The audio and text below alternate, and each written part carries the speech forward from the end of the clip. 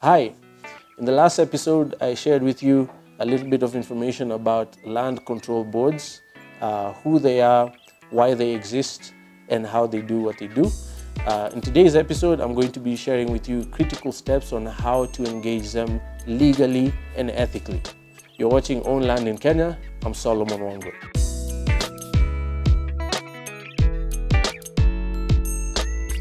So when you want to get permission from the Land Control Board, this is what you need to do without fail. First thing you will have to do is fill in an application form for their consent to do whatever it is you would like to do. Either it's a subdivision or an amalgamation or a transfer or a correction of particulars or change of name or whatever it is you want to do. This is a standardized form. Your lawyer should be able to give you this document with all the particulars filled in. You will need to sign it, and the land seller or the other party will need to sign it as well before you hand it in for consideration. Now, keep in mind that most land boards typically will require your application formally made at least 7 business days in advance of the land board hearing, right? If you're late, they may not have you scheduled to appear for that land control board meeting. You may need to wait another 30 days if they meet once a month, or 2 weeks if they meet twice a month. So keep that in mind as you prepare your application. Again, your licensed legal practitioner of good integrity can help you do this. Second thing you'll need to do to get this booked properly is pay the land control board hearing fee.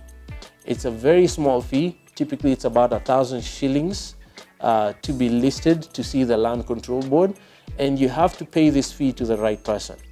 I say this because a lot of people sometimes will not pay the appropriate entity or person for this fee. And the main reason they do that is because they want to be seen quickly and they don't want to follow the due process. In order to do this properly, you have to pay the Ministry of Lands Cashier's office in the registry, typically located in the area that your land sits in. It's 1,000 shillings. They will give you a formal receipt and a duplicate. You will then attach your duplicate to your application form and hand it over to the Secretary of the Land Control Board. They will then put you on a list of scheduled meetings, and they'll call out your name on the said day, and you will present yourself to the Land Control Board. You will make your case, and they'll either approve or disapprove your application. If they do, you'll typically wait anywhere from 2 to 5 days for them to do a consent letter, which gives you permission to do what you made your application for.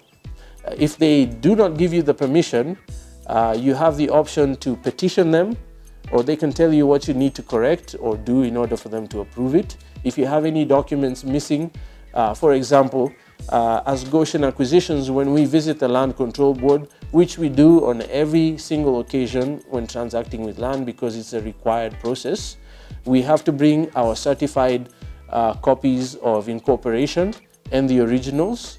We have to bring our PIN certificates. We have to bring our memorandum and articles of association.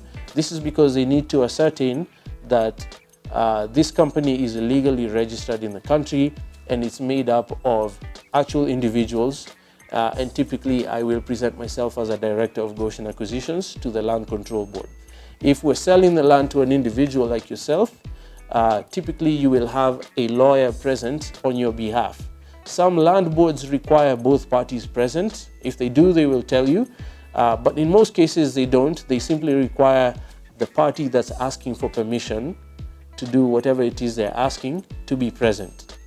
And that's typically how it works.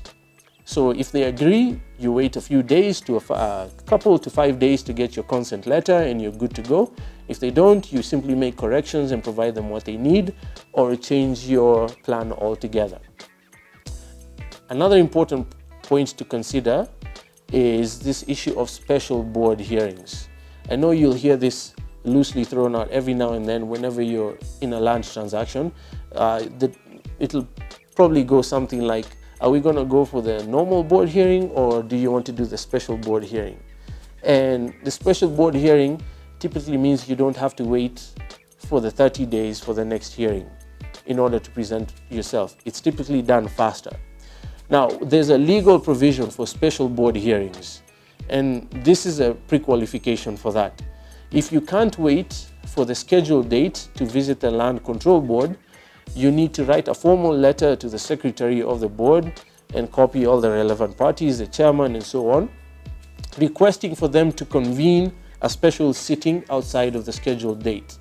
The reason for that is because all the members of the board have to be paid an allowance to meet and consider all these requests. If you're going to ask them to meet on a date that is not scheduled specifically for your convenience, you have to explain why. They need to know why in advance so that they can decide whether or not your matter is important enough for them to break from the schedule. So once you do that, they'll either deny or agree. If they do agree, you will pay the normal fee to the Ministry of Lands cashier office. Same process as before, you'll attach the receipts and so on. And you will be in the minutes, very important. They will do minutes stipulating the purpose for their meeting, what you asked for and what their response was. And you'll be either allocated the permission you're requiring or they will deny it. Very simple process. However, normally what happens when you do a special board hearing is whoever's helping you, whether it's a surveyor or your legal practitioner, sadly in many cases, they will pay a special fee to the board. Usually it's somewhere in the range of 5,000 to 10,000 shillings, and they'll promise you the consent within days instead of waiting for the next board hearing. And sometimes it's a very compelling case they make, because if you're involved in a commercial transaction where time is critical and you can't get paid or have access to funds without this permission, it's easy to justify the shortcut, right? Because you can get your consent now and move on. The problem with that is it's illegal, and beyond that, it's immoral. Because what they normally do is pay someone the 5,000 to 10,000 shillings, which is typically split amongst the members of the Land Control Board, and they will issue you a consent letter. And because you're not in the minutes, they will backdate your consent letter to the last formal hearing, and you have your letter. Two problems with that, beyond being illegal and immoral, is that you do not have a Ministry of Lands cashier receipt proving that you actually paid for the Land Control Board consent. Secondly, you do not appear in the minutes because they can't have minutes for a meeting that didn't actually take place. And if you're not in the minutes but have a consent letter that is backdated, in the event of an audit in the Ministry of Lands files, you will have major problems and you stand a real chance of losing out on your investment and having the title deed that you acquired outrightly revoked from your ownership. So it's important to follow due process when you're doing these things, which is why we are going through the effort of explaining to you what you will typically need to do in a land transaction. And that's if you're interested in doing it legally and morally, and that way you can have peace of mind about this important investment that you've made. I hope this information helps. If you have any questions about this going forward or comments to make, please feel free to reach out to us, www.goshenacquisitions.com. All our social media platforms are up as well. You've been watching Own Land in Kenya. I am Solomon Wangwe. Stay tuned for more information on strategic land investment.